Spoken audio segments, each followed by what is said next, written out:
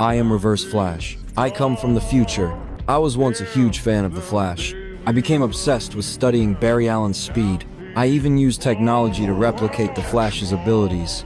I wanted to become the next Flash. But then I realized through science that in history I could never be a hero. All the glory would always belong to Barry. So I went from admiration to hatred. I became a tragic villain consumed by envy. In the end, I decided that if I could not be like Barry, then I would go back in time to destroy him. I traveled back to 2000 and infiltrated Barry's home in Central City. I planned to kill young Barry, but the Flash from the future came back to stop me. Since I could not kill young Barry, I chose to kill his mother instead. It was my way of expressing my hatred for Barry. Fighting the future Flash drained me completely. I lost almost all of my speed. I could no longer return to the future. I was trapped in this timeline.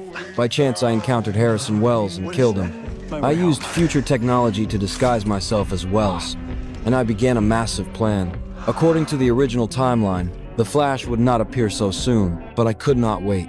I decided to create the Flash ahead of time. I spent years building and detonating the particle accelerator. The explosion gave Barry his speed prematurely, because only by using his speed could I open a wormhole to return to the future. Years passed. I successfully carried out my plan. Barry became the Flash. To accelerate his growth, I became his mentor. Under my guidance, Barry gradually mastered his speed. Over time, their team grew stronger. They began seeing glimpses of yellow lightning.